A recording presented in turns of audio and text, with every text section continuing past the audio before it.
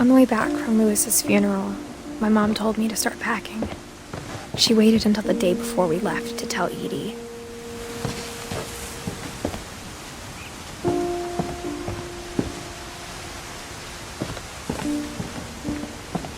I'm not sure if she wanted to make it easier or harder.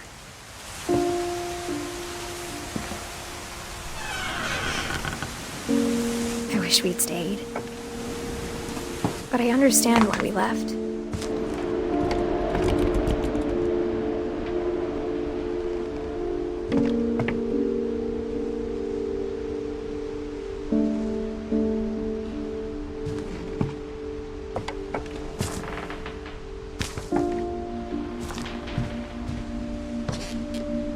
My mom ended up leaving everything behind.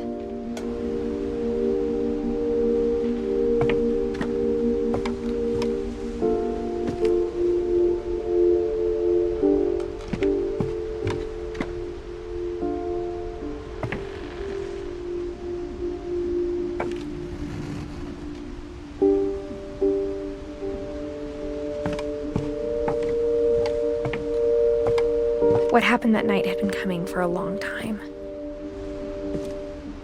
Maybe it should have come sooner.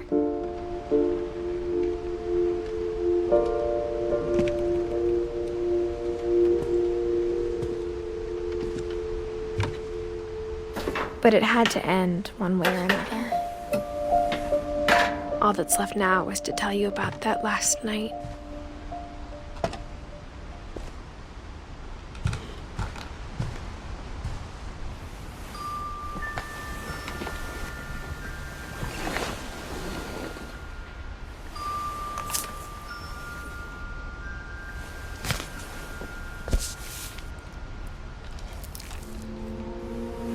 That whole last day, Edie just watched us pack and didn't say a word. Until supper, when she raised her glass and said, "To our final night together, and all our final nights apart." Grandma, you know what I said about alcohol. Some of your medications are very Edith, specific. I left a present for you in the hallway. Why don't you go open it? The grown-ups have to argue now. I'm sorry, you're right. We're all leaving tomorrow. Let's just enjoy our last... I'm not leaving. Edith, you're excused.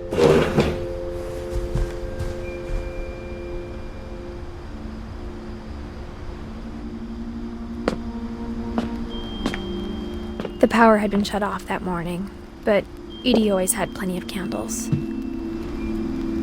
When my mom sealed the library, I don't think she knew about the other entrance. Or that Edie had a key to it.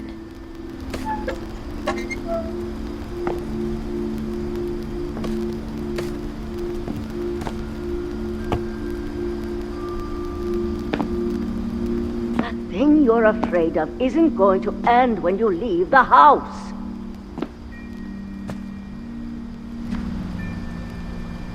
Edith has a right to know these stories. My children are dead because of your stories. I think it's best if Edith and I leave tonight. We'll have the nursing home send a van for you in the morning, okay?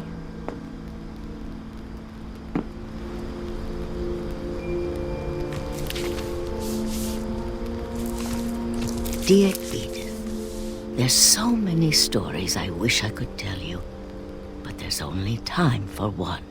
This is about what happened on the night you were born. That night, the tide went way, way out. It was the first and last time I ever saw the old house aground.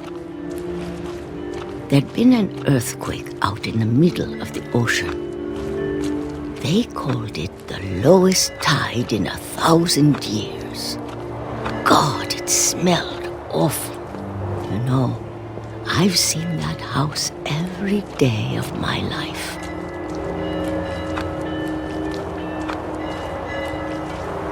But I never thought I'd go back to it. When the fog rolled in, I lost my way.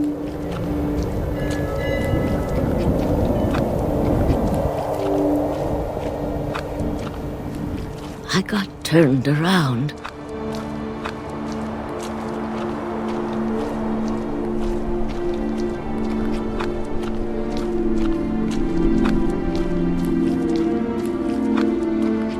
For a while, I wandered.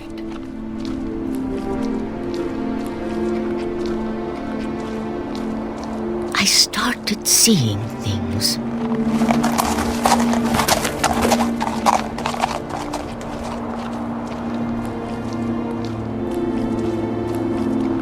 Things I'd forgotten had ever existed.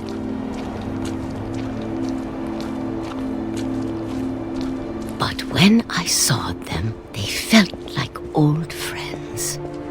That night, a lot of things came back to me. Or maybe I came back to them.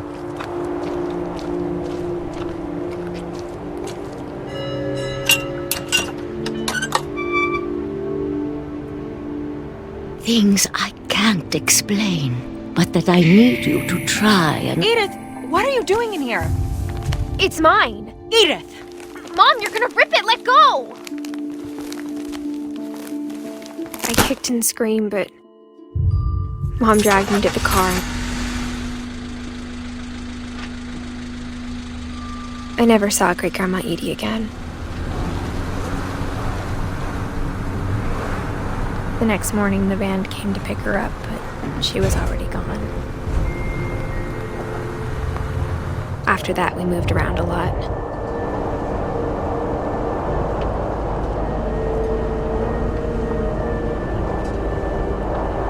We both tried to make the best of it.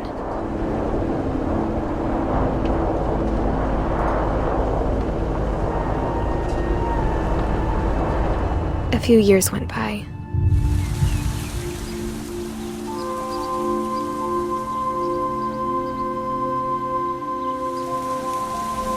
My mom didn't like to talk about it,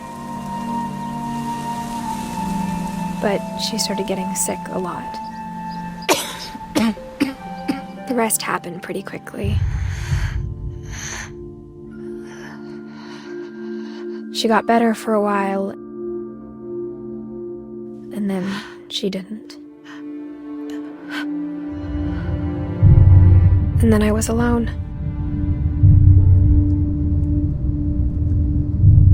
The last Finch left alive.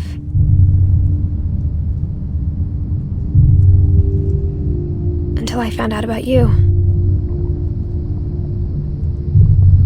I'm still not sure what to tell you about all this.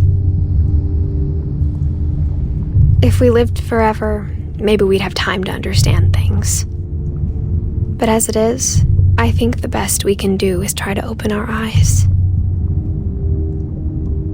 And appreciate how strange and brief all of this is.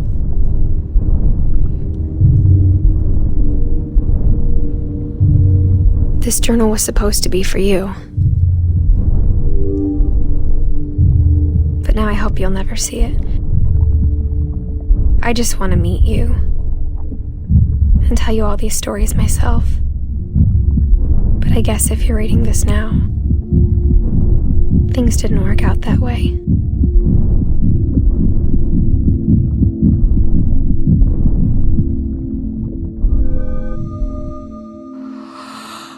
This is where your story begins. I'm sorry I won't be there to see it. It's a lot to ask, but I don't want you to be sad that I'm gone. I want you to be amazed that any of us ever had a chance to be here at all. Good luck.